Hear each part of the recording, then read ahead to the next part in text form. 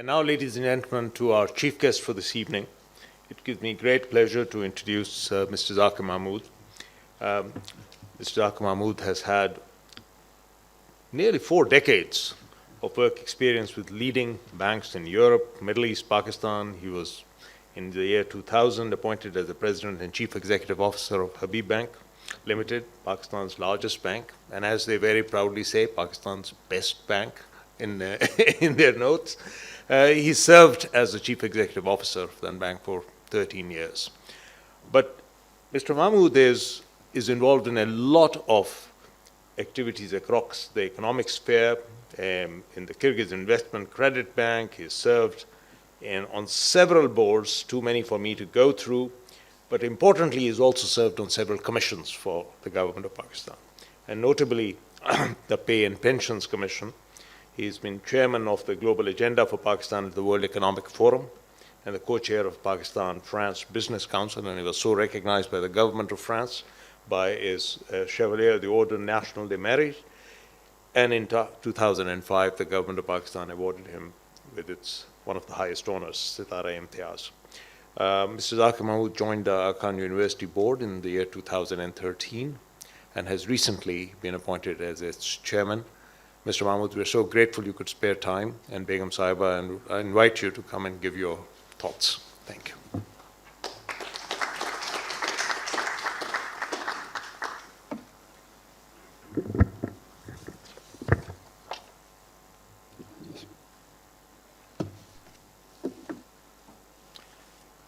Bismillah ar-Rahman ar-Rahim.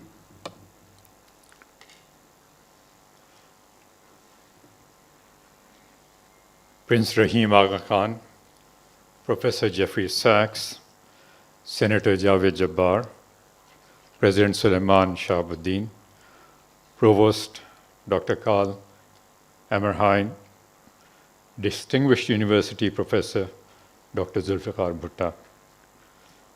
Assalamu alaikum and good evening. It's a particularly difficult task falling as a speaker after Senator Javi Jabbar. Senator Saab, thank you for your presence here. We are very privileged today to have had such distinguished keynote speakers. But starting off with a fantastic address by Prince Rahim Aga Khan, where he outlined the priorities, his personal priorities and the priorities of the Aga Khan Development Network, of which the Aga Khan University is a very important part. That sets the stage for this conference, and in a wider context, the stage for what the network must do and is doing. This gathering at AKU brings together experts from many disciplines in a critical dialogue about climate change, health, and nutrition through the lens of the Sustainable Development Goals. AKU, through its work in education, health, and social development, has been committed to improving the lives of people in the communities it serves. And the Institute of Global Human Development, with its focus on the social determinants of health, is perfectly positioned to drive this conversation. I'm very appreciative of the opportunity to participate in the seminar and very grateful to the university and Dr. Bhutta for this invitation and the launch of the Sustainable Development Solution Network Pakistan. Interdisciplinary thinking and conversations about strategies for change in the area of climate change will act as solution levers for problems in health, nutrition, and importantly, related economic needs, all critical drivers of quality of life. With strong foundations in health and education, AKU recognizes the need for integrated interdisciplinary thinking and dialogue with all stakeholders in Pakistan, if Pakistan is to achieve its targets for the SDGs. Climate change and inequality are the two top defining issues of our times. They are interconnected with low and middle income economies suffering inordinately negative consequences. The latest IPC report, which was issued just a week ago, strongly emphasized this point. The less developed nations and the already vulnerable groups within them have far fewer resources to prepare, react, cope, and recover from climate change impacts, and thereby facing a vicious cycle of vulnerability, rising inequality, and poverty traps.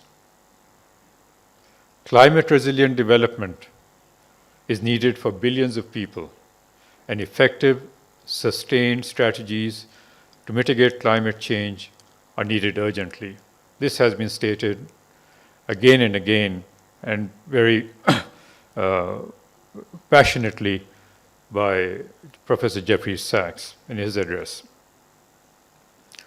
Nearly 750 million people are expected to migrate or to try to migrate in the years ahead due to unbearable conditions brought about by the effects of rising temperatures in the geographies in which they live. Many of these live in countries responsible for less than 1/10 of global greenhouse gas emissions. Taking action on climate change mitigation and adaptation is clearly becoming a matter of survival. But it's easy these days to recognize that. But the costs must be examined. First, the costs of inaction. The economic impact of climate change in Pakistan must be viewed in the wider context of growing development and adaptation requirements. The most immediate and severe impact of climate change is on the agriculture sector due to heat stress, flooding, and drought. We are a water-constrained country and rely very heavily on agriculture. The agriculture sector is the backbone of Pakistan's economy, contributing about 20% of our gross domestic product, GDP.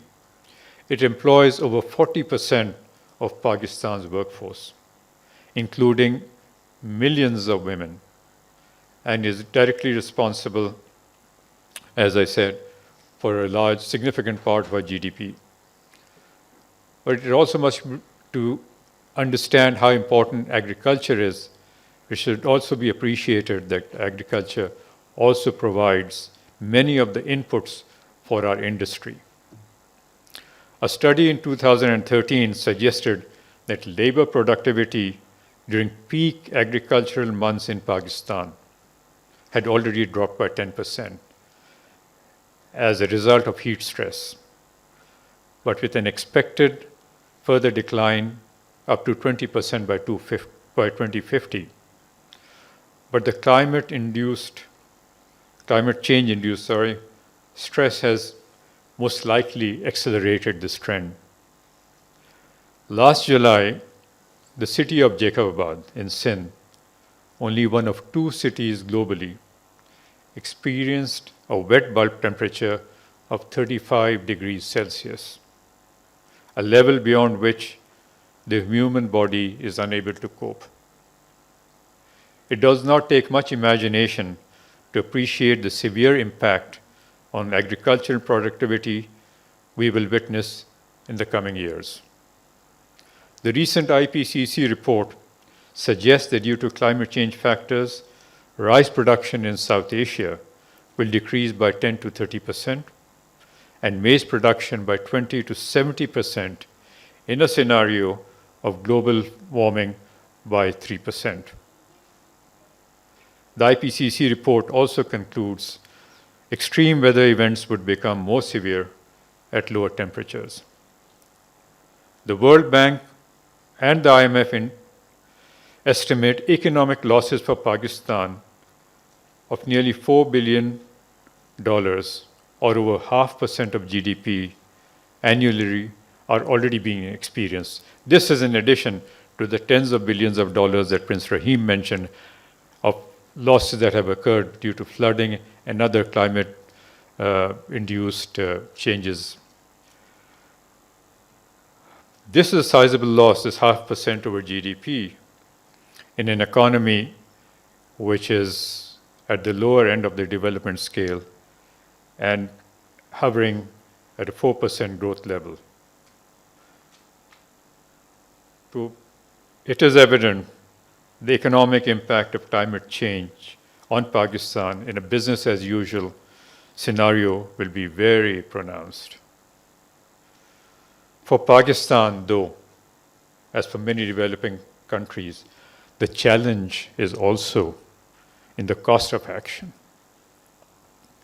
Infrastructure needs in Pakistan are enormous.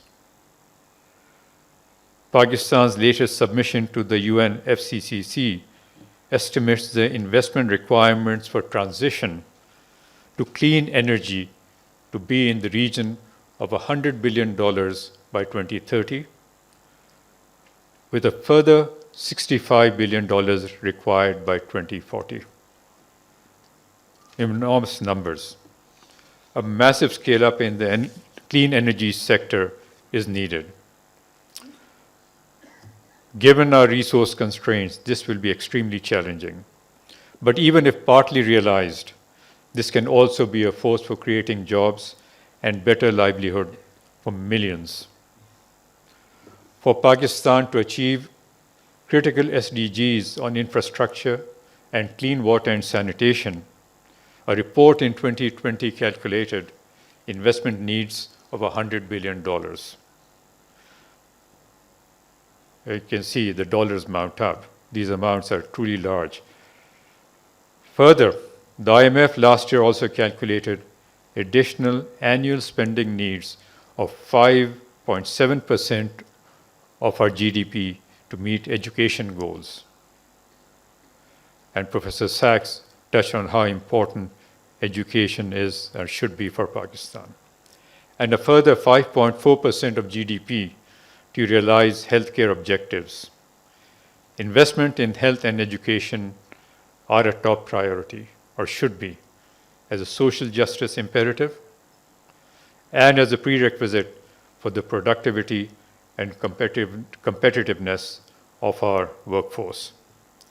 Additionally, the cost of climate adaptation for Pakistan is estimated between $10 and $30 billion per annum, or between 5 and 15% of our GDP.